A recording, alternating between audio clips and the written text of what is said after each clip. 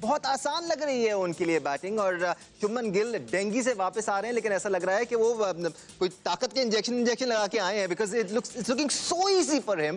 Front foot पर आकर क्या खूबसूरत ड्राइव्स खेल रहे हैं आमिर।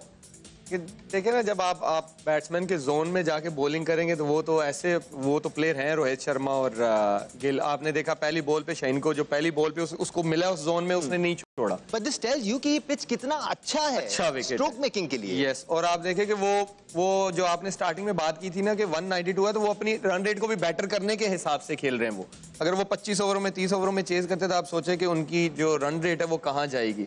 एक फर्क यहां पर आपको पाकिस्तान और दूसरी टीमों में यह नजर आएगा कि पाकिस्तान टीम अगर 190 का स्कोर चेस कर रही होती है तो सिचुएशन के हिसाब से मैच को बनाकर खेलती है, लेकिन अब दूसरी टीमें मॉडर्न डे क्रिकेट में अगर 190 या 200 या 250 का टोटल चेस कर रहे हो तो वो जल्द अज जल्द मैच को खत्म करने के बारे में सोचती है। ये मॉडर्न डे क्रिकेट में चेंज आया है आमिर। दानिश भाई, हम सुबह से यही बात कर रहे हैं कि अब जो क्रिकेट है वो चेंज हो चुकी है। मैं फिर वही कहता हूँ, आपको कंफर्ट जोन से निकलना पड़ता है बाहर। जैसे मैं हमेशा एज अ बॉलर बिलीव करता हूँ, और इस तरह पाकिस्तान को पहली विकेट मिल गई है।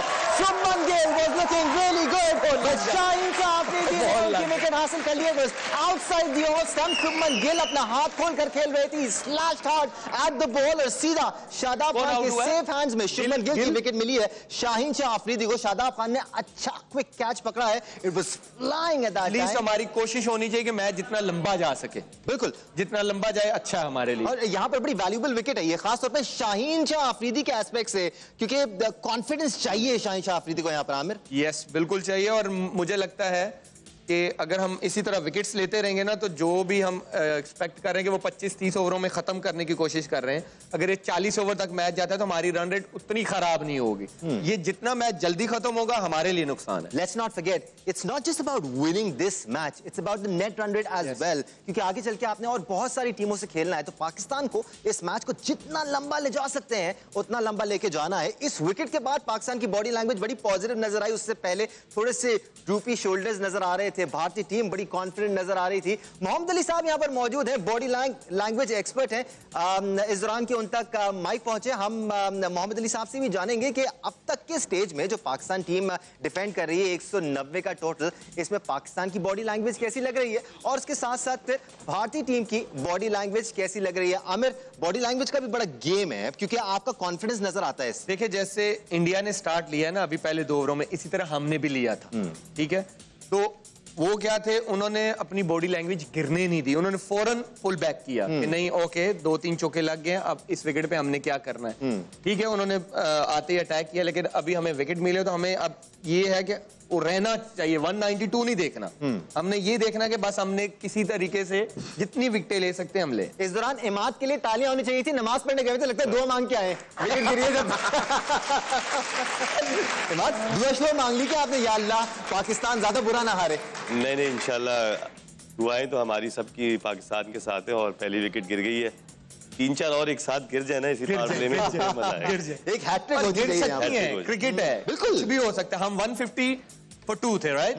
190 पे ऑल आउट हुए। तो अगर ये के राहुल और कोहली भी जल्दी आउट होते तो यू नेवर नो। यही फर्क आ जाता है प्रोफेशनल एथलीट्स में और हम जैसे लोगों में जो स्क्रीन पे बैठ के टीवी देख रहे होते हैं। They never lose the belief कि जी कुछ ना कुछ हो सकता है। It's a very funny game. Body language की बात कर रहे हैं, बार बार हम आपकी तरफ आना चाह रहे हैं। अली भाई, फाइनली हम आ चुके हैं, कैसी लग रही है बॉडी लैंग्वेज दोनों टीमों की? जी बिल्कुल ठीक कह रहे हैं आप, फाइनली हम अल्हम्दुलिल्लाह आ गए हैं। बॉडी लैंग्वेज के ऊपर जो अभी जिस तरह आमिर ने भी बात की, मैं उसी की तरफ आऊंगा कि आप अगर एक चीज़ नोट कीजिएगा, सिराज को जब शुरू में मार पड़नी शुरू हुई थी तो उसके शोल्डर्स ड्रूप हो गए हुए थे। वो पहली चौके के बाद ही वो बिल्कुल सर नीचे फेंक कर वापस जा रहा था। जो उसने विकेट बॉल की है, अपनी पहली विकेट जब उसने ली है उसकी अब्दुल्ला शफीक की, तो उस पर आप देखेंगे उस बॉल से पहले रोहित शर्मा उसके पास गया है और उसने जाके उसको यहाँ शोल्डर उसका यूं लिफ्ट कराया है ऊपर की तरफ। ठीक है, कि शोल्डर्स ऊपर कर। क्यों? When you drupe your shoulders, आपकी बॉडी कॉर्टिजोल जो कि डिप्रेशन का हार्मोन है वो प्रोड्यूस करती है। And when you lift your shoulders, आपकी बॉडी टेस्टोस्टेरोन जो कि पावर का हार्मोन है। यस, लिफ्ट कर लो भाई सारे शोल्डर्स। कोई भी शोल्डर ड्रूप नहीं होना चाहिए। बिल्कुल। तो डेफिनेटली जी बॉडी लैंग्वेज का, अब जो पाकिस्तान टीम की बॉडी लैंग्वेज थी during the period when Babar और वो खेल रहे थे, क्या से कहते हैं, रिजवान, तो उस वक्त बॉडी लैंग्वेज उनकी काफ़ी बेहतर थी। ऑल्दो के टॉस पे दे जिस तरह वो अब्दुल रज़ाक भाई ने कहा था कि टॉस पे they had almost like given up कि जी नहीं वो तो हुआ ही नहीं, बट वहाँ पर they picked it up. But उसके बाद आप देखें कि जैसे ही बाबर आउट होता है, मैं टेक्निकल चीज़ों पे नहीं बात करूंगा कि स्कोर क्या था या क्या नहीं था, बट आप वो देखिए कि उसके फौरन बाद जितने भी बैट्समैन आए हैं दे केम विद ड्रूप्ड शोल्डर्स। आप इस चीज़ को नोट कीजिएगा। बिल्कुल, ऑटोमेटिकली ऐसा लग रहा था कि पीछे से प्रेशर लेके आ रहे हैं, ग्राउंड में लेके आ रहे हैं, उसको कैरी कर रहे हैं। बट यहाँ पर हसन अली पाकिस्तान के लिए क्रूशियल रोल प्ले कर सकते हैं। इमाद पिछले मैच में 4 विकेटें भी उन्होंने हासिल की थी, went for too many runs but he bowled well. नहीं, अच्छी बॉलिंग की हसन ने, 4 आउट किए नो डाउट। देखें, एक होता है आउट मिल जाना, एक होता है आउट करना। अगर इधर हमें मैच जीतना है तो हमें आउट करने हैं, आउट मिलना नहीं है हमें कि वो अगर मार रहे हैं और आउट हो गए, नहीं, हमें आउट करने पड़ेंगे, हमें यहाँ चांस लेना पड़ेगा। अगर हम विकेट लेंगे तो हम मैच जीतेंगे।